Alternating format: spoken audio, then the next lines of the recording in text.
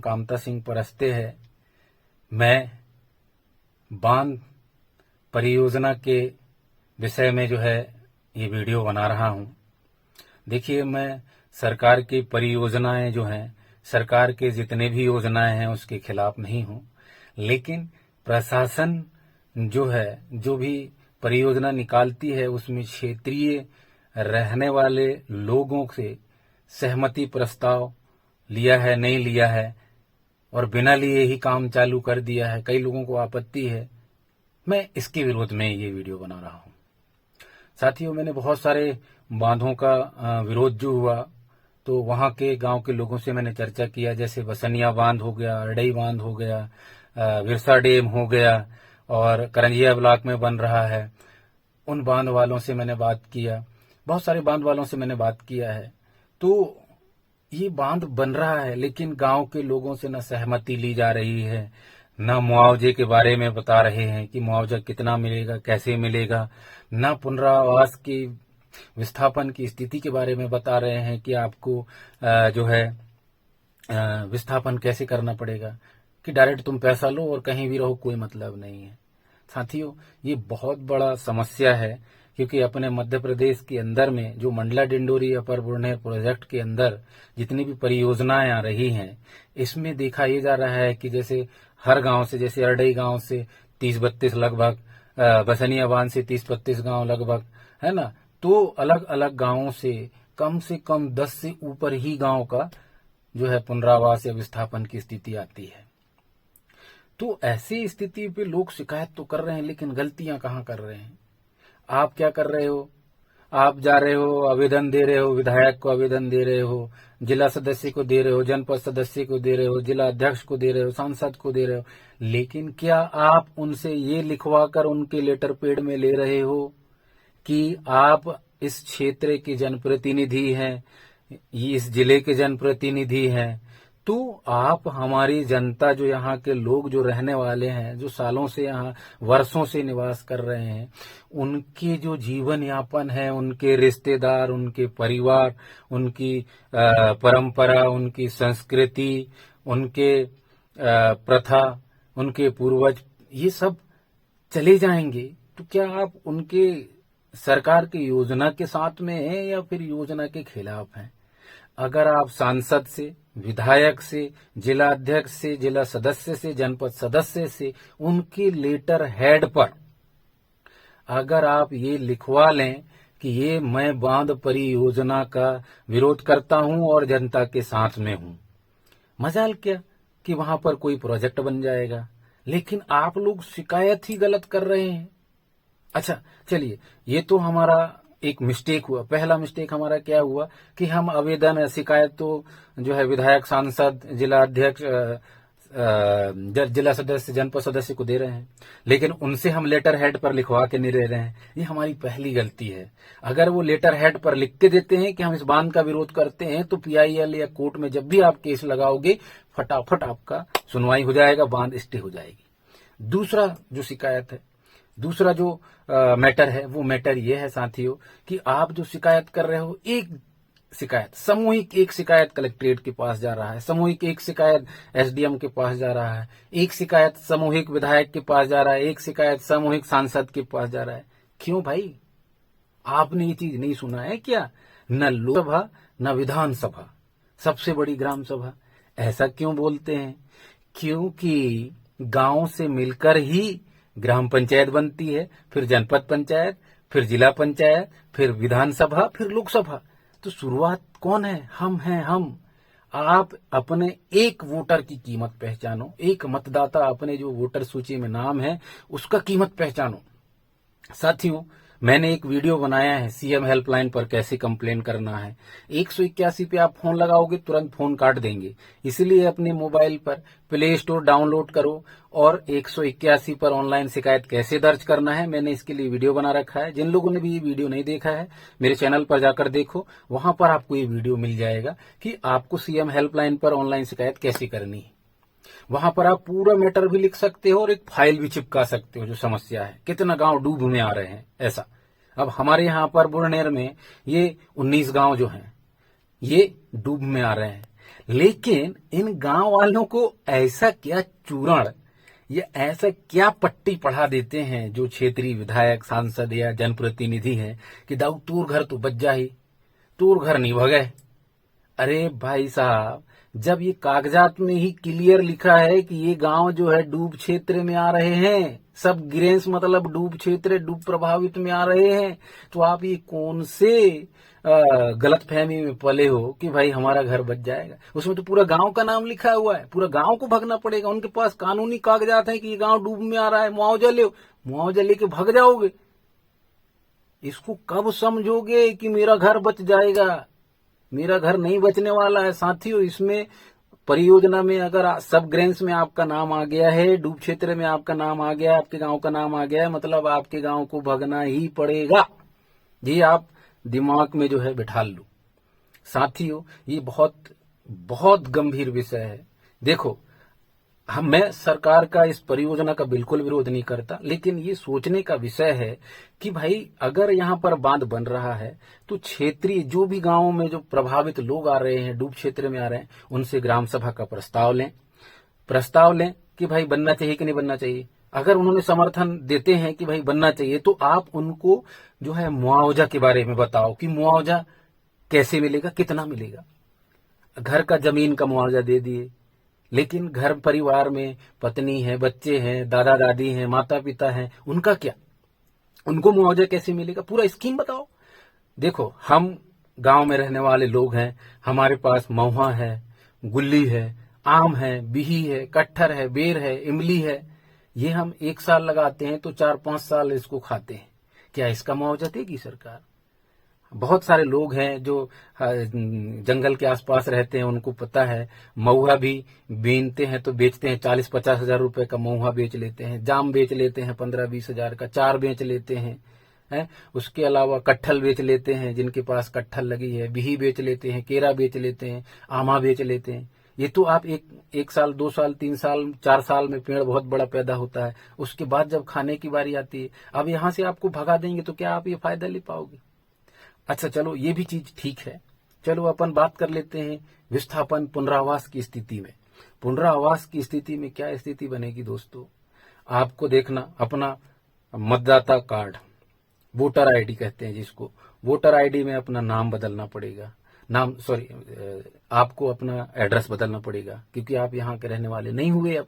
उसके अलावा आपके आधार कार्ड में नाम बदलेगा, मूल निवासी में नाम बदलेगा, जाति प्रमाण पत्र में आपका नाम बदलेगा, बैंक अकाउंट में आपका नाम बदलेगा। ये पूरा नाम जो बदलेगा, ये नाम आप जो बदलवाओगे, ये फ्री में तो नहीं बदलेगा साथियों, इसमें आपको पैसा लगेगा। जब आप इस गांव को छोड़कर दूसरे गांव में विस्थापन होंगे तो आपको ये पूरा जितना भी आपके कागजात हैं, इनमें सब में आपका पता बदलेगा। उसके बाद समग्र आईडी बदलेगी, राशन कार्ड बदलेगा। चलो यहां तक तो ठीक था साथियों। अब दूसरी जगह आप जब जाओगे तो दूसरी जगह आपको जमीन लेना पड़ेगा। जब आप जमीन खरीदोगे तो जमीन का रजिस्ट्री करवाना पड़ेगा, और आप भी जानते हो कि रजिस्ट्री करवाने के लिए 40-50 हजार, 1 लाख रुपया भी लग जाता है। अब जमीन ले लोगे तो मकान भी बनाना पड़ेगा।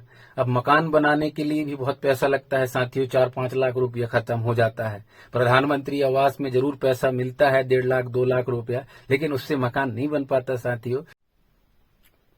अगर प्रधानमंत्री आवास भी मिलता है तो व्यक्तिगत आदमी से भी 2,000-5,000 कानो सरपंच, सचिव, अधिकारी तो लैच हुए, तब जाए के दे हुए।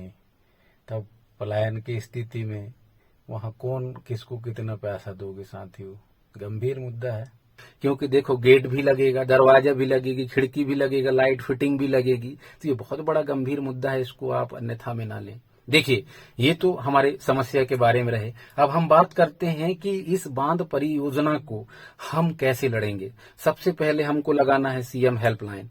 आज मेरे यहाँ पर अपर बुरनेर बांध प्रोजेक्ट में 19 गांव प्रभावित में हैं। तो 19 गांव में से अगर एक गांव का आदमी अगर 100 कंप्लेन कर रहा है तो 1900 कंप्लेन होते हैं।